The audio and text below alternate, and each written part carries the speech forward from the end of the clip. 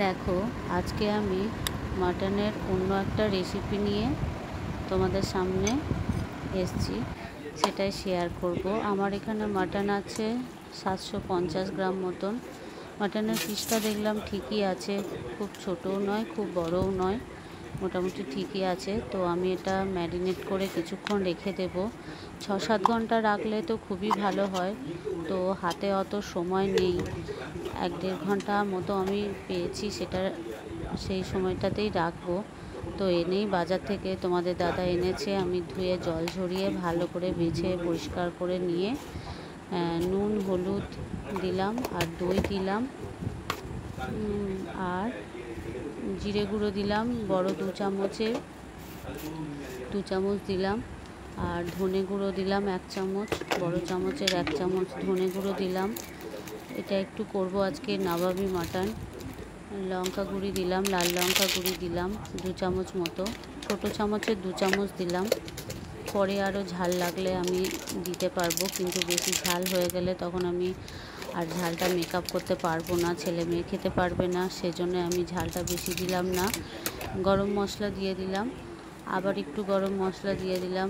মাটনে একটু গরম মশলা বেশি লাগে, তো গরম মশলা দিয়ে দিলাম। আর একটু মিট মশলা দিয়ে দিলাম, সানরাইসের একটু মিট মশলা দিয়ে দিলাম। তো ওটা ভালো করে ম্যারিনেশন করে আমি 1-1.5 ঘন্টা মতো ফ্রিজে রেখে দিচ্ছি। ওটাতে আর কিছু দিলাম না, মশলা টশলাগুলো দিয়ে দিয়েছি। পরে আবার যে মশলাটা বানাচ্ছি সেটা তোমাদেরকে দেখাচ্ছি। আমি এটার মধ্যে টমেটো দিয়েছি 2টো বড়, আর 2টো বড় পেঁয়াজ দিয়েছি, আর একটা গোটা রসুন দিয়েছি, আর কিছুটা আদা ওখানে বাটা ম্যারিনেশনের সময় দিয়েছি, আর কিছুটা আদা আমি এখানে কুচি করে দিয়েছি। একটু সামান্য কড়াই সাদা তেল দিয়ে এটা ভেজে নিচ্ছি, তারপরে এটা মিক্সিতে পেস্ট করে নেব। সামান্য একটু নুন দিয়ে দিচ্ছি, একটু মিষ্টি দিয়ে দিচ্ছি, আর 2টো শুকনো লঙ্কা দিয়ে দিচ্ছি। এটা একটু অন্য ধরনের করব, তোমাদেরকে আগেই বললাম, সেটার জন্যেই এই মশলাটা আমি ওখানে ডাইরেক্ট পেস্ট না দিয়ে এটা একটু কড়াইয়ে নেড়ে নিচ্ছি। সামান্য একটু নুন দিলাম, সামান্য একটুখানি মিষ্টি দিলাম, দিয়ে এবারে নেড়ে এটাকে ঠান্ডা হতে দেব। এদিকে পেস্ট করে নেব, ঠান্ডা হোক। আর এটা আলুটা, মাংসের ঝোলে তো আলু না দিলে মনে হয় মাংস ভালোই লাগবে না, সেজন্য আলু দিয়েছি। বড় বড় করে আলু 4 পিস কেটে নিয়েছি। নুন দিলাম সামান্য, আর হলুদ দিয়েছি সামান্য। আলুটা প্রথমে ভেজে নিচ্ছি, ভেজে তুলে রাখবো। মাটন যেহেতু আমি লোহার কড়াইয়ে করি, সেই জন্য কড়াইটা যাতে প্রচণ্ড গরম হয়ে যায়, সেই জন্য খুন্তিটা যাতে গরম না হয়ে যায়, সেই জন্য তোমাদেরকে আগেও বলেছি কাঠের খুন্তি ব্যবহার করতে পারলে। কাঠের খুন্তি ব্যবহার করলে আর গরমটা অত লাগবে না, কারণ লোহার কড়াই খুব গরম হয়ে যায়, খুব পাতলা। সেই জন্য আমি কাঠের খুন্তি ব্যবহার করি লোহার কড়াইয়ে রান্না করলে। আর মাটির হাঁড়িতে করলেও আমি কাঠের খুন্তি ব্যবহার করি। তো এই যে আর একটা পেঁয়াজ আমি ভেজে নিচ্ছি, এটাকে কেটে নিয়েছি একদম সরু করে কুচি করে।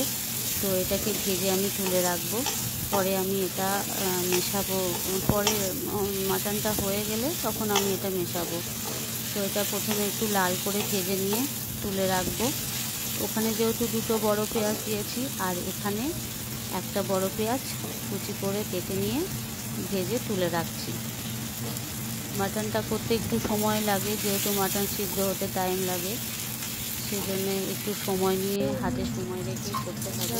পেঁয়াজটা ভেজে তুলে নিয়েছি, এবারে একটু সামান্য আবার একটু তেল দেব। মাটন বা চিকেন যাই করো একটু তেল মশলা বেশি লাগেই আর কি, তাও আমি যতটা পারলাম তেল কম দেওয়ারই চেষ্টা করি। চর্বি আছে যেহেতু আমার ঘরোয়া রান্না, আমি তেল অতটা ব্যবহার করি না। যতটা তেল দেওয়া দরকার ততটাই আমি দিই। বন্ধুরা, যদি আমার রান্না তোমাদের ভালো লেগে থাকে অবশ্যই সাবস্ক্রাইব করে পাশে থাকবে, তাহলে মোটিভেট হব, খুশি হব। কমেন্ট করে জানাবে কোথাও কোনো কিছু ভুল হয়েছে কিনা। যদি ভালো লেগে থাকে অবশ্যই জানাবে, তাহলে খুশি হব। প্রথমে তেলটা গরম করে সামান্য একটু চিনি দিয়ে দিলাম। এটা সবাই জানে, একটু চিনি দিলে ভালো কালারটা আসে, রেড কালারটা আসবে মাংসের, সেজন্য সামান্য চিনি দিয়ে দিলাম। এবার চিনিটা ভালো করে একটু গলিয়ে নিচ্ছি। যাতে রেড কালারটা চলে আসে। রান্না জিনিসটা এমনই, সব কিছু ধৈর্য ধরে করতে হবে। তাড়াহুড়ো করলে রান্না একদমই ভালো হয় না। আমার বেশিক্ষণ সময় লাগে ওই যে রান্নাটাকে গোছাগাছি জুট করে করতে করতে আমার অনেকটা সময় লেগে যায়। সবারই মনে হয় লাগে, রান্নার জিনিসটা এমনই, যদি সুন্দর করে করতে চাও তাহলে একটু সময় দিতেই হবে। আমি তেলটা গরম হয়ে গেছে আর চিনিটাও গলে লাল হয়েছে, তো 2টো লবঙ্গ, 2টো এলাচ আর 2টো তেজপাতা আর একটা শুকনো লঙ্কা দিলাম। আগেই লঙ্কা দিয়েছি, আবার বাটাতে লঙ্কা দিয়েছি পেঁয়াজের পেস্ট বানাতে।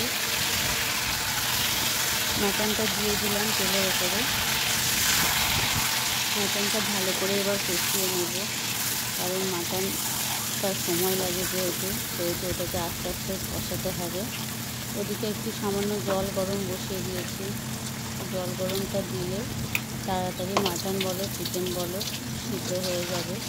আর যদি কারোর সময় হাতে খুবই কম থাকে, মাটনটাকে ভালো করে কষিয়ে নিয়ে প্রেশার কুকারে দিয়ে দেবে। আমি যে পেস্টটা বানিয়েছি ভেজে, টমেটো আর পেঁয়াজ রসুন আদার যে পেস্টটা বানিয়েছি সেটা এবারে দিয়ে দিলাম। আবারও ভালো করে ওটা দিয়ে ভালো করে মাটনটা কষিয়ে নেব। খুব সুন্দর গন্ধও বেরোচ্ছে মাটনের। এটা ভালো করে একটুখানি গ্যাসটা মিডিয়াম ফ্লেমে রাখবে, হাই করে তুলে দেবে না। আমি মিক্সির কৌটোটা একটু ধুয়ে যেটা লেগেছিল সেই জলটা একটু দিয়ে দিলাম। রান্না করতে ভালোই লাগে, যারা রান্না করে তারা জানে রান্না খুব গুছিয়ে সুন্দর করে করতে একটু টাইমই লাগে। আমারও তাই লাগছে। আমি একটু ঢাকা দিয়ে দিয়েই করব, কিছু যেহেতু জলটা শুকিয়ে যায়। জলটা মোটামুটি শুকিয়ে গেছে, মশলা থেকে তেলও ছেড়ে গেছে। তো এই সময় আমি একটু কেওড়া জল দিয়ে দিলাম আর একটু গোলাপ জল দিয়ে দিচ্ছি। সুন্দর, আমি আগেই বলেছি এটা নবাবী মাটন করব আজকে, সেই জন্য ওইগুলো ইউজ করছি। আর একটু মিঠা আতর দিয়ে দিচ্ছি যাতে স্মেলটা খুব সুন্দর আসে। জল দিয়ে আস্তে আস্তে করে আমি সিদ্ধ হতে দিব। লোহার কড়াইয়ে মাটন করবে, সবাইকে বলছি লোহার কড়াই যদি না থাকে এমনি কড়াইও করতে পারো, কিন্তু দেখবে তোমরা ভোজবাড়িতে বা হোটেলে সব জায়গার লোহার কড়াইয়ে বেশি করে। আমি একটু জায়ফল লাস্টে ঘষে দিচ্ছি, গ্রেটারে করে ঘষে দিলাম যাতে খুব সুন্দর গন্ধটা আসে। আমার সামান্য একটু জায়ফল ভেঙে গেছে, সেটাই আমি একটু ঘষে দিলাম। খুব সুন্দর গন্ধ আসবে, খেতেও খুব সুন্দর হবে। দেখে নিই মাটনটা সিদ্ধ হয়েছে নাকি। যেহেতু দই, অনেকে ভিনিগার দিয়েও ম্যারিনেশন করে রাখতে পারো, সামান্য একটু ভিনিগার দিয়ে। আমি আর ভিনিগার দিইনি, যেহেতু দইটা ব্যবহার করেছি। আমার মাটনটা মোটামুটি সিদ্ধ হয়ে গেছে, মাটনটা রেডি হয়ে গেছে। ঝোলটা এবার আস্তে আস্তে হোক। বাই বাই, তোমরা সবাই ভালো থাকবে।